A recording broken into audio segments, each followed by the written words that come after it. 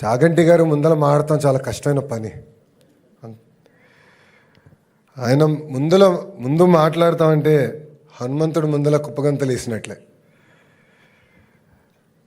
మీరు అందరూ ఆయన మాటలు వినేదానికి వచ్చారు, ఆయన ప్రవచనలు వినేదానికి వచ్చారు. సో నేను ఎక్కువ సమయం తీసుకోను, ఒక 2-3 మాటలు చెప్పి నేను ముగిస్తాను. చాగంటి కోటేశ్వరరావు గారిని నైతిక విలువలపైన సమాజంలో మార్పు తీసుకొచ్చేదానికి నియమించాలన్న నిర్ణయం తీసుకున్న ముందల గౌరవ ముఖ్యమంత్రి గారు నన్ను పిలుస్తాం జరిగింది. ఆయన నన్ను పిలిచి 2019 నుంచి 24 వరకు మన అనేక సార్లు చర్చించాం. సమాజంలో నైతిక విలువలు తీసుకురావాల్సిన బాధ్యత ఉందని మనందరం 1-10 సార్లు మాట్లాడుకున్నాం. ఏం చేస్తే బాగుంటుందని గౌరవ ముఖ్యమంత్రి గారు నన్ను అడిగారు. నేను అనేక సందర్భాల్లో చెప్పా, గౌరవ ముఖ్యమంత్రి గారిని చూసి లైఫ్ లాంగ్ లెర్నర్ని నేనని.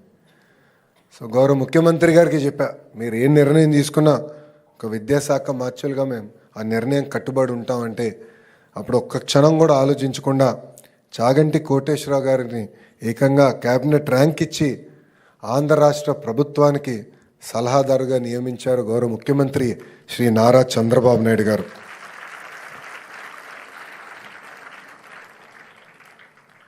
ఇది ఒక పవిత్రమైన బాధ్యత. జనరల్గా నేను అనేక మంది వ్యక్తులను చూశాను, అందరూ క్యాబినెట్ ర్యాంక్ హోదా కావాలని కోరుకునేవారు. అలాంటిది చాగంటి గారికి క్యాబినెట్ ర్యాంక్ ఇచ్చిన మమ్మల్ని మొదటిసారి కలిసినప్పుడు కనీసం ఇచ్చిన కాఫీ కూడా ఏం తాగల, ప్రభుత్వం పెడుతున్న వాహనం వాడలా, ఆయన సెల్ ఫోన్ బిల్లు కూడా గురువుగారే ఈరోజు కడతాం జరుగుతుంది. అలాంటి గొప్ప వ్యక్తి దగ్గర ఈరోజు పుస్తకాలు రూపొందించుకున్నాం. ఆ పుస్తకాలు మీ భవిష్యత్తు కోసం అందిస్తాం జరుగుతుంది. మట్టి కుండలాగా మారుతుంది, శిలా శిల్పం అవుతుంది, విత్తనం పెద్ద చెట్టు అవుతుంది.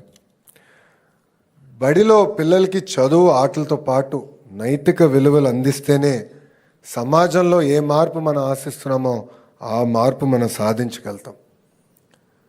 అటామిక్ ఎనర్జీ గురించి అందరు తెలిసిన విషయం. ఆ ఎనర్జీని బాంబులాగా వాడితే హిరోషిమా నాగసాగిలో జరిగిన విధ్వంసం మనందరం చూసాం. కానీ అదే ఎనర్జీని మనం విద్యుత్ తయారీకి వాడితే మొత్తం దేశాలే వెలిగించడానికి అవకాశం ఉంటుంది. అలానే పిల్లల్ని కూడా సరైన మార్గంలో పెట్టాల్సిన బాధ్యత ఇక్కడున్న ఉపాధ్యాయులందరిపైన కూడా ఉన్నాయి. మహిళల్ని గౌరవించాలి, పెద్దల్ని గౌరవించాలి, పేదలకి సేవ చేయాలి.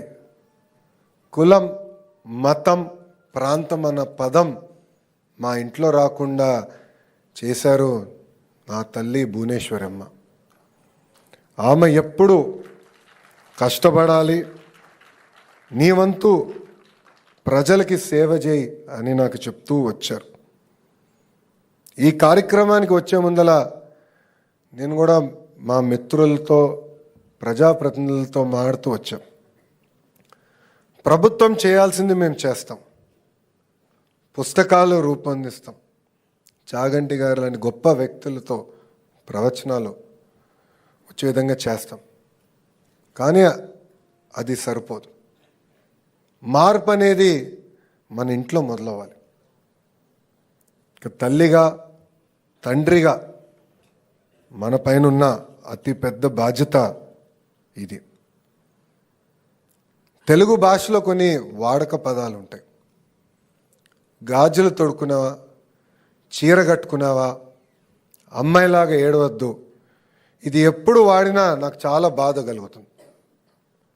అందుకే ఇక్కడున్న మహిళలందరూ చెప్తున్నా, మా చెల్లెమ్మలందరూ చెప్తున్నా, ఎవరన్నా ఇంట్లో కానీ ఇది వాడితే లోకేష్ అన్న చెప్పాడు ఇది వాడద్దు, వాడితే లోకేష్ అన్నే నేను పిలుస్తానని చెప్పాల్సిన బాధ్యత ఉంది. సమాజం ఎప్పుడు బాగుపడుతుందంటే మనం మహిళల్ని గౌరవించినప్పుడే బాగుపడుతుంది. అందుకే సినిమాల్లో, వెబ్ సిరీస్లో కూడా మహిళల్ని కించపరిచే విధంగా వ్యాఖ్యలు ఉండకూడదని నేను ఇప్పటికీ మన గౌరవ ఉప ముఖ్యమంత్రి గారితో చర్చించా, గౌరవ ముఖ్యమంత్రి గారితో కూడా నేను చర్చిస్తాం జరిగింది. దీన్ని మేము ముందరికి తీసుకెళ్తాం. ఇంతేకాదు, నేను మంత్రి అయినప్పుడు ప్రాథమిక పాఠశాలలు ఇస్తున్న పుస్తకాలను నేను చూశాను. దాంట్లో ఇంటి పనులు చేస్తున్న ఫోటోలు చూశాను. అన్నీ ఆడవాళ్ళు చేసే ఫోటోలే వచ్చినాయి. నేను అది 50-50 చేయమని అధికారులకు ఆదేశించాను. అది మొన్న మీకు వచ్చిన పుస్తకాల్లో ఆ మార్పు తీసుకొచ్చాం. ఇది నేను ఎందుకు చేశానంటే, నేను బలంగా నమ్మేది ఇంటి పనులు కూడా ఆడమగ ఇద్దరు సమానంగా చేయాల్సిన బాధ్యత ఉంది. నేను అమెరికాలో MBA చేసినప్పుడు ఫస్ట్ ఇయర్ అయిన తర్వాత నాకు పెళ్ళయింది. చిన్న వయసులో బ్రహ్మణికి నాకు పెళ్ళయింది.